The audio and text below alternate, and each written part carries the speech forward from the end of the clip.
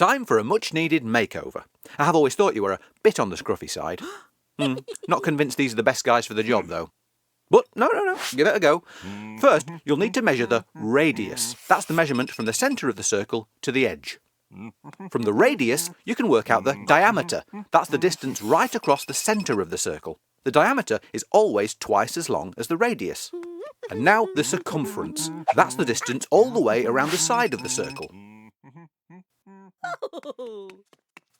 Right, looking forward to seeing this.